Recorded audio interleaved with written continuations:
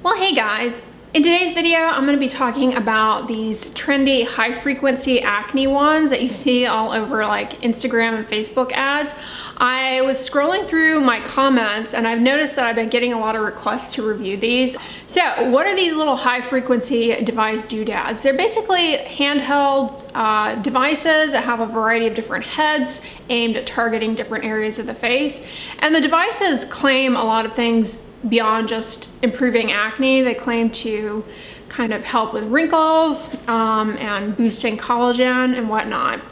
Anyways, these work by delivering focused thermal energy to different depths of the skin. They, in theory, work by heating up the oil gland and destroying the bacteria that contribute to acne, Cutibacterium acnes. It's something more that you find more in aesthetic spas, but honestly, you guys, it's not the most evidence-based thing for acne. Theoretically, the delivery of focused thermal energy to the skin could stimulate circulation that you can imagine would improve the immune system coming in and clearing up sun damage and having beneficial outcomes as far as anti-aging, maybe bringing more of a rosy glow. But with that, obviously, there's always the risk of, if you are somebody who has very sensitive skin or rosacea, I mean, if it does work, that could precipitate a flush of your rosacea in theory. Proponents of these high frequency acne wands, they claim that it delivers oxygen to the skin. Oxygen creates free radicals that can work to kill the bacteria that contribute to acne. But, to what extent that actually ends up working, we don't have good clinical studies at all on using these high frequency wands in terms of looking at decreased burden of acne lesions, clearance of acne, the relative burden of Cutibacterium acnes in the pore. So we really don't have data to substantiate that claim. It's merely kind of theoretical. The wand is an electrode that contains an argon gas that when you put it in proximity or in contact with the skin, it's going to release oxygen, and that's kind of where these claims of killing bacteria through oxygen are coming from. But again, that really hasn't been proven. To be frank, I don't have a lot of confidence in the efficacy of the at-home high-frequency wands for either acne or anti-aging benefit. I just haven't really come across any data to substantiate their efficacy. When you do an exhaustive PubMed search of light and energy-based devices for either acne or improving wrinkles and fine lines, you're not really going to come across at all any papers looking at these handheld high-frequency devices. So I don't have a lot of confidence in them. That being said, most at-home energy devices for skin and hair and whatnot, they're pretty safe. They are low risk. In the case of this, it's safe for all skin types, and it's low risk, but in my opinion, likely low yield. And in terms of acne, this is only, if it works, it's really only going to work for kind of a spot treatment of a really inflamed pimple. It's not going to improve closed comedones or blackheads, because really the only part of acne that it is potentially addressing is the bacteria.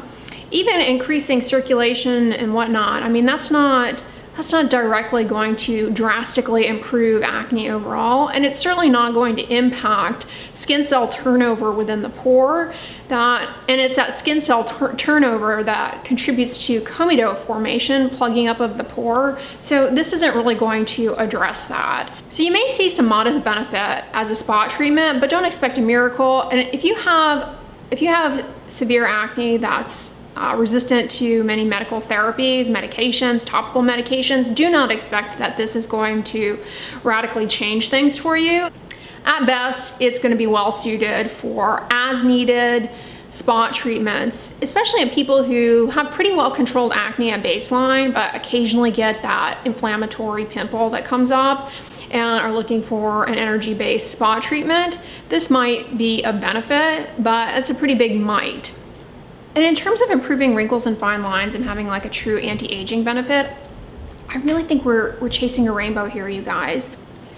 In terms of at-home light-based and energy-based devices for acne as well as photo aging. The money is with the LED devices. Those have more data behind them. You're gonna see better and faster results with in-office treatments, but the at-home devices certainly are helpful, and we have data showing that they are helpful and that they're safe, especially for acne. Blue light definitely reduces the burden of Cutibacterium acne that contributes to acne, and we have good studies showing a reduction in the inflammatory lesions of acne with the at-home stuff. So I would say that's a better use of your money if you're interested in an at-home device. Likewise, for improving wrinkles and fine lines, you have at-home devices that incorporate red light. I have a video all on red light for anti-aging, and you can get some modest improvement in wrinkles and fine lines and skin firmness and skin texture with red light therapy. I think the NuFace, is it NuFace? Yeah, NuFace recently has incorporated red light into their device. Again, these devices, they're pretty safe, they're safe. And we do have some studies, at least with the LED-based stuff for acne. So I feel confident that even though the outputs are not as strong as what you get in office, they can help people, especially people with acne. But that being said, we really only have data on the LED stuff, not this high frequency one. In short, at best, I think that this device is most well suited for people who get the occasional cystic pimple and would rather do an energy-based device and are motivated to try this. It wouldn't surprise me if you see some modest benefit, but again, I don't have a paper to back that up with. I do have papers to back up the use of the blue light LED therapy though, and I'll put those down below in the description box. As far as wrinkles, fine lines, anti-aging benefit, I don't think this is worth it, you guys. I really don't. I think at best for people who get those cystic pimples here and there. But again, if you are somebody who gets a cystic pimple every once in a while, like, to what extent this is going to give you better results than just using a benzoyl peroxide spot treatment? Like for example, you can go into Walmart and get the Equate 10% benzoyl peroxide gel. It's like $3 or $4. To what extent this, with its oxygen delivering capacity, is any better than benzoyl peroxide, whose mechanism of action is to oxidize the bacteria that contribute to acne. We know that that's how it works, and we know that it does work, and we know that it does decrease inflammatory lesions. Unlike the wand, benzoyl peroxide will actually work on closed and open comedones, aka whiteheads and blackheads.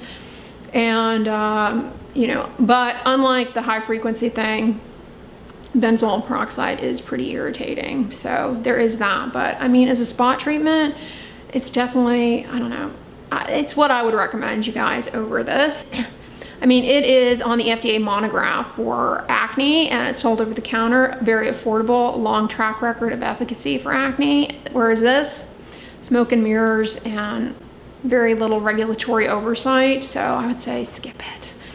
But comment below on if you guys have done the what is it, stacked skin one. I would love to know, or the Nuderma from Amazon.